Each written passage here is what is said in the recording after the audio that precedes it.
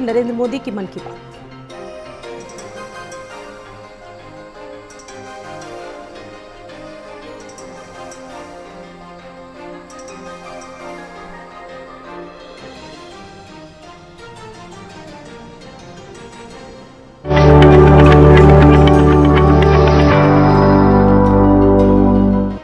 मेरे प्यारे देशवासियों, नमस्कार। मन की बात में एक बार फिर आप सभी का बहुत बहुत स्वागत है। इस बार मन की बात का ये एपिसोड सेकंड सेंचुरी का प्रारंभ है। पिछले महीने हम सभी ने इसकी स्पेशल सेंचुरी को सेलिब्रेट किया है। आपकी भागीदारी ही इस कार्यक्रम की सबसे बड़ी ताकत है। 100वें एपिसोड के ब्रॉडकास्ट के समय एक प्रकार से पूरा देश एक सूत्र में बंध गया था। हमारे सफाई कर्मी भाई बहन हो या फिर अलग अलग सेक्टर्स के दिग्गज, मन की बात ने सबको एक साथ लाने का काम किया है। आप सभी ने जो आत्मीयता और स्नेह मन की बात के लिए दिखाया है, वो अभूतपूर्व है, भावुक कर देने वाला है। जब मन की बात का प्रसारण हुआ तो उस समय दुनिया के अलग अलग देशों में, अलग अलग टाइम जोन में कहीं शाम हो रही थी तो कहीं देर रात थी। इसके बावजूद बड़ी संख्या में लोगों ने 100वें एपिसोड को सुनने के लिए समय निकाला। मैंने हजारों मील दूर न्यूजीलैंड का वो वीडियो भी देखा जिसमें 100 वर्ष की एक माताजी अपना आशीर्वाद दे रही हैं। मन की बात को लेकर देश विदेश के लोगों ने अपने विचार रखे हैं। बहुत सारे लोगों ने कंस्ट्रक्टिव एनालिसिस भी किया है। लोगों ने इस बात को अप्रिशिएट किया है कि मन की बात में देश और देशवासियों की उपलब्धियों की ही चर्चा होती है। मैं एक बार फिर आप सभी को इस आशीर्वाद के लिए पूरे आदर के साथ धन्यवाद देता हूं। मेरे प्यारे देशवासियों, बीते दिनों हमने मन की बात में काशी तमिल संगमम की बात की, सौराष्ट्र तमिल संगमम की बात की। कुछ समय पहले ही वाराणसी में काशी तेलुगु संगमम भी हुआ।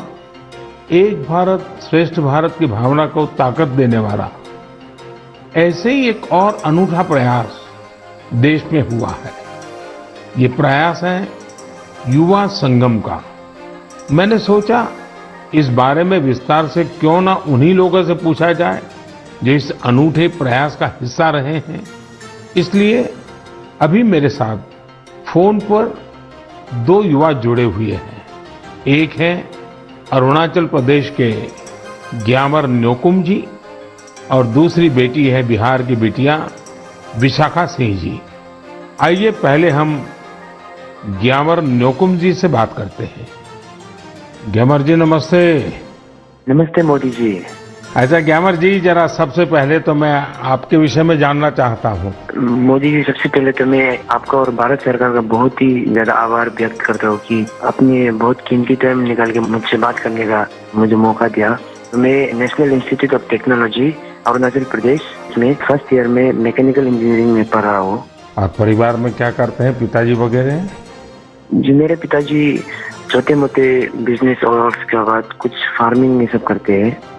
युवा संगम के लिए आपको पता कैसे चला? युवा संगम में गए कहाँ, कैसे गए, क्या हुआ? मोदी जी, मुझे युवा संगम का हमारे जो इंस्टीट्यूशन है, जो एनआईटी है, उन्होंने हमें बताया था कि आप इसमें भाग ले सकते हैं। तो मैंने फिर थोड़ा इंटरनेट में थोड़ा खोज किया। फिर मुझे पता चला कि ये एक बहुत ही अच्छा प्रोग्राम है जिसमें मुझे एक भारत श्रेष्ठ भारत ना जो विजन है उसमें भी बहुत ही योगदान दे सकते हैं और मुझे कुछ नया चीज जानने का मौका मिलेगा ना। तो तुरंत मैंने फिर उसमें वेबसाइट में जाके एनरोल किया।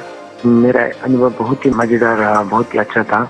कोई सिलेक्शन आपको करना था? मोदी जी ने जब वेबसाइट खोला था, अरुणाचल वालों के लिए 2 ऑप्शन था। पहला था आंध्र प्रदेश, जिसमें IIT तिरुपति था, और दूसरा था सेंट्रल यूनिवर्सिटी राजस्थान। तो मैंने राजस्थान में किया था अपना फर्स्ट प्रेफरेंस। सेकंड प्रेफरेंस मैंने IIT तिरुपति किया था। तो मुझे राजस्थान के लिए सिलेक्ट हुआ था, तो मैं राजस्थान गया था। कैसा रहा आपका राजस्थान यात्रा? आप पहली बार राजस्थान गए थे? हाँ, मैं पहली बार अरुणाचल से बाहर गया था। मैंने तो जो राजस्थान के किले ये सब तो मैंने बस फिल्म और फोन में ही देखा था ना। तो मैंने जब पहली बार गया तो मेरा एक्सपीरियंस बहुत ही, वहाँ के लोग बहुत ही अच्छे थे, और जो हमें ट्रीटमेंट दिया बहुत ही ज्यादा अच्छा था, और जो हमें नया नया चीज सीखने को मिला। मुझे राजस्थान के बारे की और उधर के लोग, जैसे कि रेन वाटर हार्वेस्टिंग, बहुत कुछ नया नया चीज सीखने को मिला जो मुझे बिल्कुल ही मालूम नहीं था। तो ये प्रोग्राम मुझे बहुत ही अच्छा था, राजस्थान का विजिट। देखिए, आपको तो सबसे बड़ा फायदा ये हुआ है कि अरुणाचल में भी वीरों की भूमि है, राजस्थान भी वीरों की भूमि है, और राजस्थान से सेना में भी बहुत बड़ी संख्या में लोग हैं। और अरुणाचल में सीमा पर जो सैनिक है, उसमें जब भी राजस्थान के लोग मिलेंगे तो आप जरूर उनसे बात करेंगे कि देखिए मैं राजस्थान गया था, ऐसा अनुभव था, तो आपकी तो निकटता एकदम से बढ़ जाएगी। अच्छा, आपको वहाँ कोई समानताएं भी ध्यान में आई होगी? आपको लगता होगा हाँ यार, ये अरुणाचल में भी तो ऐसा ही है। मोदी जी, मुझे जो एक समानता मुझे मिली ना, वो थी कि जो देश प्रेम है ना, और जो एक भारत श्रेष्ठ भारत का जो विजन और जो फीलिंग जो मुझे देखा, क्योंकि अरुणाचल में भी लोग अपने आप को बहुत ही गर्व महसूस करते हैं कि वो भारतीय है, और राजस्थान में भी लोग अपने मातृभूमि के लिए बहुत जो गर्व महसूस होता है, वो चीज मुझे बहुत ही ज्यादा नजर आया। और स्पेशली जो युवा पीढ़ी है ना, क्योंकि मैंने उधर में बहुत सारे युवा के साथ इंटरेक्ट और बातचीत किया ना, तो वो चीज मुझे बहुत सिमिलरिटी नजर आया, जो कि वो चाहते हैं कि भारत के लिए जो कुछ करने का और जो अपने देश के लिए प्रेम है ना, वो चीज मुझे बहुत ही, दोनों ही राज्य में बहुत सिमिलरिटी नजर आया। वहाँ जो मित्र मिले हैं मुझसे परिचय बढ़ाया कि आकर के भूल गए? मैंने बढ़ाया, परिचय किया। हाँ, तो आप सोशल मीडिया में एक्टिव हैं? जी मोदी जी, मैं एक्टिव हूँ। तो आपने ब्लॉग लिखना चाहिए अपना, ये युवा संगम का अनुभव कैसा रहा, आपने उसमें एनरोल कैसे किया, राजस्थान में अनुभव कैसा रहा, ताकि देश भर के युवाओं को पता चले कि एक भारत श्रेष्ठ भारत का महात्म्य क्या है, ये योजना क्या है, उसका फायदा युवा कैसे ले सकते हैं। पूरा अपने एक्सपीरियंस का ब्लॉग लिखना चाहिए, तो बहुत लोगों को पढ़ने के लिए काम आएगा। जी, मैं जरूर करूँगा। ग्यामर जी, बहुत अच्छा लगा आपसे बात करके, और आप सब युवा देश के लिए, देश के उज्जवल भविष्य के लिए, क्योंकि ये 25 साल अत्यंत महत्वपूर्ण है आपके जीवन के भी और देश के जीवन के भी। तो मेरी बहुत बहुत शुभकामनाएं। धन्यवाद। धन्यवाद मोदी, आपको भी। नमस्कार भैया। साथियों, अरुणाचल के लोग इतनी आत्मीयता से भरे होते हैं कि उनसे बात करते हुए मुझे बहुत आनंद आता है। युवा संगम में ग्यामर जी का अनुभव तो बेहतरीन रहा। आइए अब बिहार की बेटी विशाखा सिंह जी से बात करते हैं। विशाखा जी, नमस्कार। सर्वप्रथम तो भारत के माननीय प्रधानमंत्री जी को मेरा प्रणाम, और मेरे साथ सभी डेलीगेट्स की तरफ से आपको बहुत बहुत प्रणाम। अच्छा विशाखा जी, पहले अपने बारे में बताइए, फिर मुझे युवा संगम के विषय में भी जानना है। मैं बिहार के सासाराम नाम के शहर की निवासी हूँ, और मुझे युवा संगम के बारे में मेरे कॉलेज के व्हाट्सएप ग्रुप के मैसेज के थ्रू पता चला था सबसे पहले तो। उसके बाद फिर मैंने पता करा इसके बारे में और डिटेल निकाली कि ये क्या है, तो मुझे पता चला कि ये प्रधानमंत्री जी की एक स्कीम, एक भारत श्रेष्ठ भारत के थ्रू युवा संगम है। तो उसके बाद मैंने अप्लाई करा, और जब मैंने अप्लाई करा तो मैं एक्साइटेड थी इस पे ज्वाइन होने के लिए। लेकिन जब मैं वहाँ से घूम के तमिलनाडु जाके वापस आई, वो जो एक्सपोजर मैंने गेन किया, उसके बाद मुझे अभी बहुत ज्यादा ऐसा प्राउड फील होता है that I have been the part of this programme. तो मुझे बहुत ही ज्यादा खुशी है उस प्रोग्राम में पार्ट लेने की, और मैं तहे दिल से आभार व्यक्त करती हूँ आपका कि आपने हमारे जैसे युवाओं के लिए इतना बेहतरीन प्रोग्राम बनाया, जिससे हम भारत के विभिन्न भागों के कल्चर को अडेप्ट कर सकते हैं। विशाखा जी, आप क्या पढ़ती हैं? मैं कंप्यूटर साइंस इंजीनियरिंग की 2nd ईयर की छात्रा हूँ। अच्छा विशाखा जी, आपने किस राज्य में जाना है, कहाँ जुड़ना है, वो निर्णय कैसे किया? जब मैंने ये युवा संगम के बारे में सर्च करना शुरू किया गूगल पे, तभी मुझे पता चल गया था कि बिहार के डेलीगेट्स को तमिलनाडु के डेलीगेट्स के साथ एक्सचेंज किया जा रहा है। तमिलनाडु काफी रिच कल्चरल स्टेट है हमारे कंट्री का। तो उस टाइम भी मैंने जब ये जाना, ये देखा कि बिहार वालों को तमिलनाडु भेजा जा रहा है, तो इसने भी मुझे बहुत ज्यादा मदद किया ये डिसीजन लेने में कि मुझे फॉर्म फिल करना चाहिए, वहाँ जाना चाहिए या नहीं। और मैं सच में आज बहुत ज्यादा गौरवान्वित महसूस करती हूँ कि मैंने इसमें पार्ट लिया और मुझे बहुत खुशी है। आपका पहली बार जाना हुआ तमिलनाडु? जी, मैं पहली बार गई थी। अच्छा, कोई खास यादगार चीज अगर आप कहना चाहें तो क्या कहेंगे? देश के युवा सुन रहे हैं आपको। जी, पूरा जर्नी ही माने तो मेरे लिए बहुत ही ज्यादा बेहतरीन रहा है। एक एक पड़ाव पे हमने बहुत सारी अच्छी चीजें सीखी हैं। मैंने तमिलनाडु में जाके अच्छे दोस्त बनाए हैं, वहाँ के कल्चर को अडेप्ट किया है, वहाँ के लोगों से मिली मैं। लेकिन सबसे ज्यादा अच्छी चीज जो मुझे लगी वहाँ पे, वो पहली चीज तो ये कि किसी को भी मौका नहीं मिलता है इसरो में जाने का, और हम डेलीगेट्स थे तो हमें ये मौका मिला था कि हम इसरो में जाएं। प्लस दूसरी बात सबसे अच्छी थी वो थी जब हम राजभवन में गए और हम तमिलनाडु के राज्यपाल जी से मिले। तो वो 2 मोमेंट जो था वो मेरे लिए काफी सही था। मुझे ऐसा लगता है कि जिस एज में हम हैं एज अ यूथ, हमें वो मौका नहीं मिल पाता जो कि युवा संगम के थ्रू मिला है। तो ये काफी सही और सबसे यादगार मोमेंट था मेरे लिए। बिहार में तो खाने का तरीका अलग है, तमिलनाडु में खाने का तरीका अलग है। जी, तो वो सेट हो गया था पूरी तरह? वहाँ जब हम लोग गए थे तो साउथ इंडियन क्विजीन है वहाँ पे तमिलनाडु में। तो जैसे ही हम लोग गए थे तो वहाँ जाते के साथ हमें डोसा, इडली, सांभर, उत्तपम, वड़ा, उपमा ये सब सर्व किया गया था। तो पहले जब हमने ट्राई करा तो दैट वाज टू गुड। वहाँ का खाना जो है वो बहुत ही हेल्दी है, एक्चुअली बहुत ही ज्यादा टेस्ट में भी बेहतरीन है और हमारे नॉर्थ के खाने से बहुत ही ज्यादा अलग है। तो मुझे वहाँ का खाना भी बहुत अच्छा लगा और वहाँ के लोग भी बहुत अच्छे लगे। अब तो दोस्त भी बन गए होंगे तमिलनाडु में? जी, वहाँ पे हम रुके थे NIT त्रिची में, उसके बाद IIT मद्रास में। तो उन दोनों जगह के स्टूडेंट से तो मेरी दोस्ती हो गई है। प्लस बीच में एक CII का वेलकम सेरेमनी था, तो वहाँ पे वहाँ के आसपास के कॉलेज के भी बहुत सारे स्टूडेंट्स आए थे। तो वहाँ हमने उन स्टूडेंट से भी इंटरेक्ट किया और मुझे बहुत अच्छा लगा उन लोगों से मिलकर। काफी लोग तो मेरे दोस्त भी हैं और कुछ डेलीगेट से भी मिले थे जो तमिलनाडु के डेलीगेट बिहार आ रहे थे, तो हमारी बातचीत उनसे भी हुई थी और हम अभी भी आपस में बात करते हैं, तो मुझे बहुत अच्छा लगता है। तो विशाखा जी, आप एक ब्लॉग लिखिए और सोशल मीडिया पे ये आपको पूरा अनुभव, एक तो इस युवा संगम का, फिर एक भारत श्रेष्ठ भारत का, और फिर तमिलनाडु में अपनापन जो मिला, जो आपको स्वागत सत्कार हुआ, तमिल लोगों का प्यार मिला, ये सारी चीजें देश को बताइए। आप तो लिखोगी आप? जी जरूर। तो मेरी तरफ से आपको बहुत शुभकामनाएं हैं और बहुत बहुत धन्यवाद। जी, थैंक यू सो मच। नमस्कार। ग्यामर और विशाखा, आपको मेरी बहुत बहुत शुभकामनाएं। युवा संगम में आपने जो सीखा है वो जीवन पर्यंत आपके साथ रहे, यही मेरी आप सबके प्रति शुभकामना है। साथियों, भारत की शक्ति इसकी विविधता में है। हमारे देश में देखने के लिए बहुत कुछ है। इसी को देखते हुए एजुकेशन मिनिस्ट्री ने युवा संगम नाम से एक बेहतरीन पहल की है। इस पहल का उद्देश्य पीपल टू पीपल कनेक्ट बढ़ाने के साथ ही देश के युवाओं को आपस में घुलने मिलने का मौका देना। विभिन्न राज्यों के उच्च शिक्षा संस्थानों को इससे जोड़ा गया है। युवा संगम में युवा दूसरे राज्यों के शहरों और गांवों में जाते हैं। उन्हें अलग अलग तरह के लोगों के साथ मिलने का मौका मिलता है। युवा संगम के फर्स्ट राउंड में लगभग 1200 युवा देश के 22 राज्यों का दौरा कर चुके हैं। जो भी युवा इसका हिस्सा बने हैं, वे अपने साथ ऐसी यादें लेकर वापस लौट रहे हैं जो जीवन भर उनके हृदय में बसी रहेगी।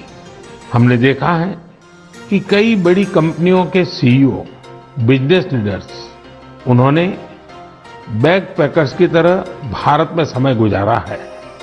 मैं जब दूसरे देशों के लीडर से मिलता हूं तो कई बार वो भी बताते हैं कि वो अपनी युवावस्था में भारत घूमने के लिए गए थे।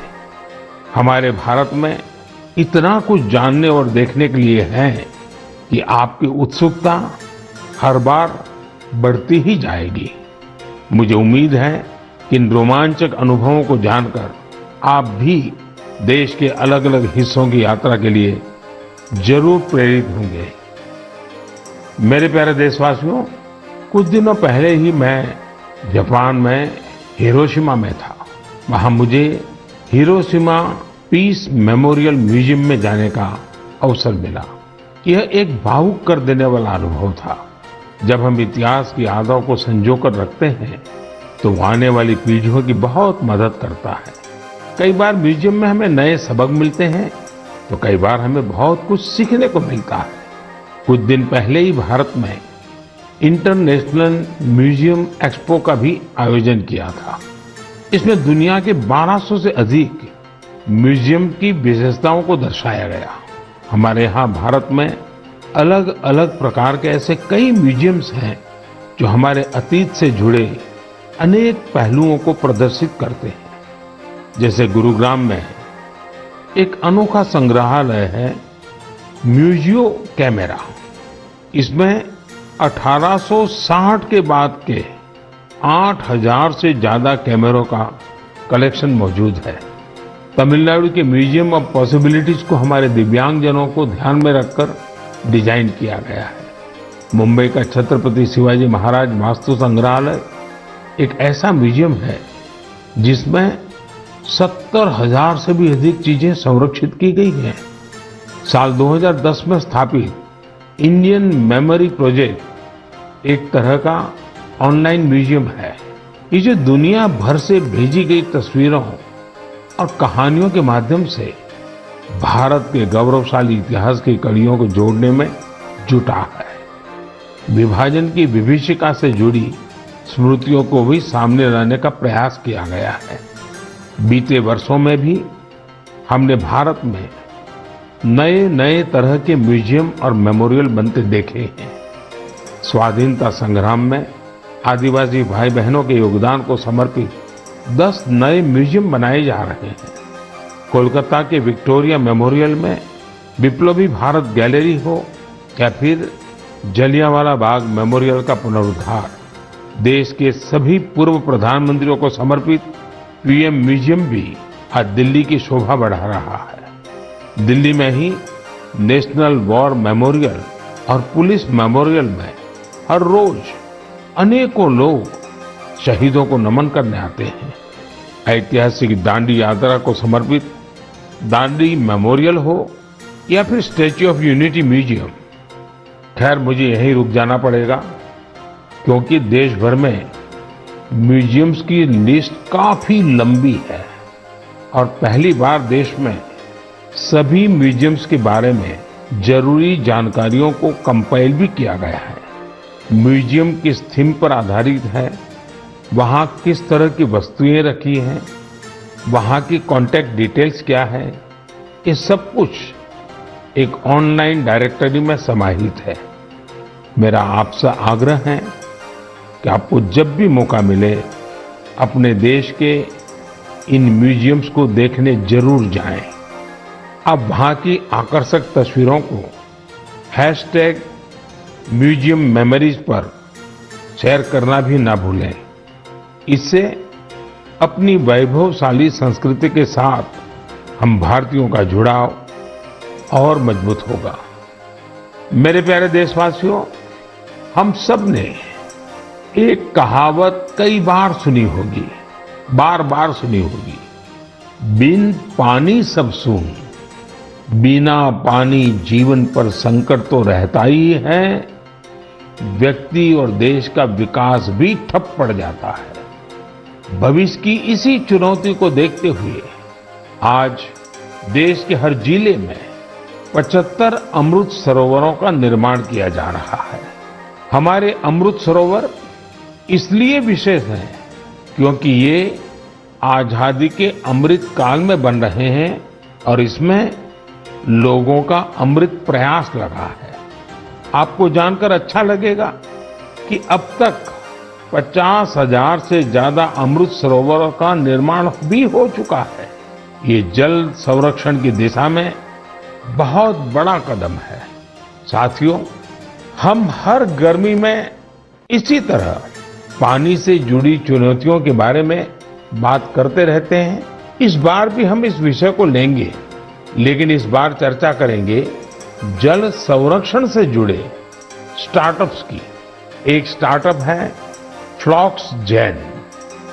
ये स्टार्टअप IoT एनेबल्ड तकनीक के जरिए वाटर मैनेजमेंट के विकल्प देता है। ये टेक्नोलॉजी पानी के इस्तेमाल के पैटर्न्स बताएगा और पानी के प्रभावी इस्तेमाल में मदद करेगा। एक और स्टार्टअप है लिव एंड सेंस। ये आर्टिफिशियल इंटेलिजेंस और मशीन लर्निंग पर आधारित प्लेटफॉर्म है। इसकी मदद से वाटर डिस्ट्रीब्यूशन की प्रभावी निगरानी की जा सकेगी। इससे ये भी पता चल सकेगा कि कहाँ कितना पानी बर्बाद हो रहा है। एक और स्टार्टअप है कुंभी कागज। ये कुंभी कागज ऐसा विषय है, मुझे पक्का विश्वास है आपको भी बहुत पसंद आएगा। कुंभी कागज स्टार्टअप उसने एक विशेष काम शुरू किया है। वे जल कुंभी से कागज बनाने का काम कर रहे हैं। यानी जो जलकुंभी कभी जल स्रोतों के लिए एक समस्या समझी जाती थी, उसी से अब कागज बनने लगा है। साथियों, कई युवा अगर इनोवेशन और टेक्नोलॉजी के जरिए काम कर रहे हैं, तो कई युवा ऐसे भी हैं जो समाज को जागरूक करने के मिशन में भी लगे हुए हैं। जैसे कि छत्तीसगढ़ में बालोद जिले के युवा हैं। यहाँ के युवाओं ने पानी बचाने के लिए एक अभियान शुरू किया है। ये घर घर जाकर लोगों को जल संरक्षण के लिए जागरूक करते हैं। कहीं शादी ब्याह जैसा कोई आयोजन होता है तो युवाओं का ये ग्रुप वहां जाकर पानी का दुरुपयोग कैसे रोका जा सकता है, इसकी जानकारी देता है। पानी के सदुपयोग से जुड़ा एक प्रेरक प्रयास झारखंड के खूंटी जिले में भी हो रहा है। खूंटी में लोगों ने पानी के संकट से निपटने के लिए बोरी बांध का रास्ता निकाला है। बोरी बांध से पानी इकट्ठा होने के कारण यहाँ साग सब्जियां भी पैदा होने लगी हैं। इससे लोगों की आमदनी भी बढ़ रही है और इलाके की जरूरतें भी पूरी हो रही हैं। जन भागीदारी का कोई भी प्रयास कैसे कई बदलावों को साथ लेकर आता है, खूंटी इसका एक आकर्षक उदाहरण बन गया है। मैं यहाँ के लोगों को इस प्रयास के लिए बहुत बहुत बधाई देता हूँ।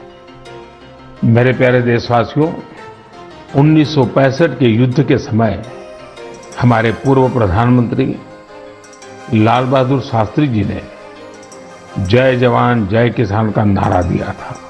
बाद में अटल जी ने इसमें जय विज्ञान भी जोड़ दिया था। कुछ वर्ष पहले देश के वैज्ञानिकों से बात करते हुए मैंने जय अनुसंधान की बात की थी। मन की बात में आज बात एक ऐसे व्यक्ति की, एक ऐसी संस्था की जो जय जवान जय किसान जय विज्ञान और जय अनुसंधान इन चारों का ही प्रतिबिंब है। ये सज्जन है महाराष्ट्र के श्रीमान शिवाजी शामराव डोले जी। शिवाजी डोले नासिक जिले के एक छोटे से गांव के रहने वाले हैं। वो गरीब आदिवासी किसान परिवार से आते हैं और एक पूर्व सैनिक भी है। फौज में रहते हुए उन्होंने अपना जीवन देश के लिए लगाया। रिटायर होने के बाद उन्होंने कुछ नया सीखने का फैसला किया और एग्रीकल्चर में डिप्लोमा किया। यानी वो जय जवान से जय किसान की तरफ बढ़ चले। अब हर पल उनकी कोशिश यही रहती है कि कैसे कृषि क्षेत्र में अपना अधिक से अधिक योगदान दें। अपने इस अभियान में शिवाजी डोले जी ने 20 लोगों की एक छोटी सी टीम बनाई और कुछ पूर्व सैनिकों को भी इसमें जोड़ा। इसके बाद उनकी इस टीम ने Venkateshwar cooperative power and agro processing limited नाम की एक सहकारी संस्था का प्रबंधन अपने हाथ में ले लिया। ये सहकारी संस्था निष्क्रिय पड़ी थी, जिसे रिवाइव करने का बीड़ा उन्होंने उठाया। देखते ही देखते आज वेंकटेश्वर कोऑपरेटिव का विस्तार कई जिलों में हो गया है। आज ये टीम महाराष्ट्र और कर्नाटका में काम कर रही है। इससे करीब 18,000 लोग जुड़े हैं, जिनमें काफी संख्या में हमारे एक्स सर्विसमैन भी हैं। नासिक के मालेगांव में इस टीम के सदस्य 500 एकड़ से ज्यादा जमीन में एग्रो फार्मिंग कर रहे हैं। ये टीम जल संरक्षण के लिए भी कई तालाब भी बनवाने में जुटी है। खास बात यह है कि इन्होंने ऑर्गेनिक फार्मिंग और डेयरी भी शुरू की है। अब इनके उगाए अंगूरों को यूरोप में भी एक्सपोर्ट किया जा रहा है। इस टीम की जो दो बड़ी विशेषताएं हैं जिसने मेरा ध्यान आकर्षित किया है, वो ये है जय विज्ञान और जय अनुसंधान। इसके सदस्य टेक्नोलॉजी और मॉडर्न एग्रो प्रैक्टिसेस का अधिक से अधिक उपयोग कर रहे हैं। दूसरी विशेषता यह है कि वे एक्सपोर्ट के लिए जरूरी कई तरह के सर्टिफिकेशन पर भी फोकस कर रहे हैं। सहकार से समृद्धि की भावना के साथ काम कर रही इस टीम की मैं सराहना करता हूं। इस प्रयास से न सिर्फ बड़ी संख्या में लोगों का सशक्तिकरण हुआ है, बल्कि आजीविका के अनेक साधन भी बने हैं। मुझे उम्मीद है कि यह प्रयास मन की बात के हर श्रोता को प्रेरित करेगा। मेरे प्यारे देशवासियों, आज 28 मई को महान स्वतंत्रता सेनानी वीर सावरकर जी की जयंती है। उनके त्याग, साहस और संकल्प शक्ति से जुड़ी गाथाएं आज भी हम सबको प्रेरित करती हैं।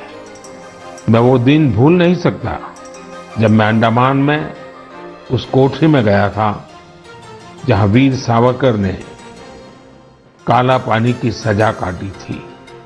वीर सावरकर का व्यक्तित्व दृढ़ता और विशालता से समाहित था।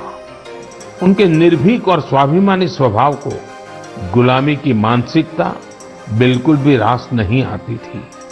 स्वतंत्रता आंदोलन ही नहीं, सामाजिक समानता और सामाजिक न्याय के लिए भी वीर सावरकर ने जितना कुछ किया, उसे आज भी याद किया जाता है।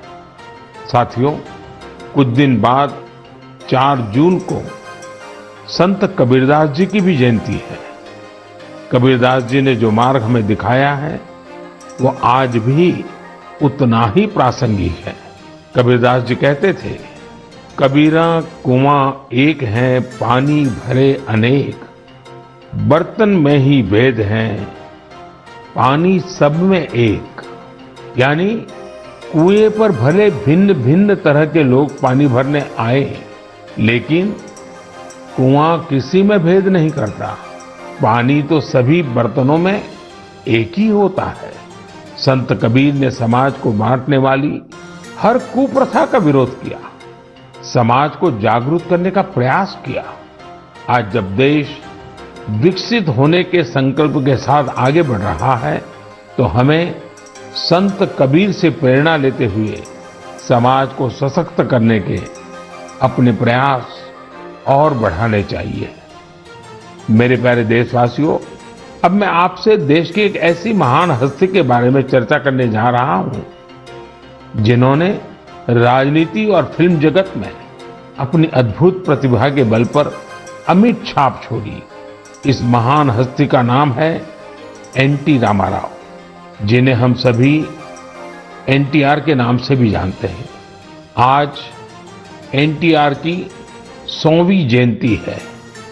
अपनी बहुमुखी प्रतिभा के बल पर वो न सिर्फ तेलुगु सिनेमा के महानायक बने, बल्कि उन्होंने करोड़ों लोगों का दिल भी जीता। क्या आपको मालूम है कि उन्होंने 300 से अधिक फिल्मों में काम किया था? उन्होंने कई ऐतिहासिक पात्रों को अपने अभिनय के दम पर फिर से जीवंत कर दिया था। भगवान कृष्ण, राम और ऐसी कई अन्य भूमिकाओं में एनटीआर की एक्टिंग को लोगों ने इतना पसंद किया कि लोग उन्हें आज भी याद करते हैं। एनटीआर ने सिनेमा जगत के साथ साथ राजनीति में भी अपनी अलग पहचान बनाई थी। यहाँ भी उन्हें लोगों का भरपूर प्यार और आशीर्वाद मिला। देश दुनिया में लाखों लोगों के दिलों पर राज करने वाले एनटी रामाराव जी को मैं अपनी विनम्र श्रद्धांजलि अर्पित करता हूं। मेरे प्यारे देशवासियों, मन की बात में इस बार इतना ही। अगली बार कुछ नए विषयों के साथ आपके बीच आऊंगा। तब तक कुछ इलाकों में गर्मी और ज्यादा बढ़ चुकी होगी, कहीं कहीं पर बारिश भी शुरू हो जाएगी। आपको मौसम की हर परिस्थिति में अपनी सेहत का ध्यान रखना है। 21 जून को हम वर्ल्ड योगा डे भी मनाएंगे। उसकी भी देश विदेश में तैयारियां चल रही है। आप इन तैयारियों के बारे में भी अपने मन की बात मुझे लिखते रहिए। किसी और विषय पर कोई और जानकारी अगर आपको मिले तो वो भी मुझे बताइएगा। मेरा प्रयास ज्यादा से ज्यादा सुझावों को मन की बात में लेने का रहेगा। एक बार फिर आप सभी का बहुत बहुत धन्यवाद। अब मिलेंगे अगले महीने। तब तक के लिए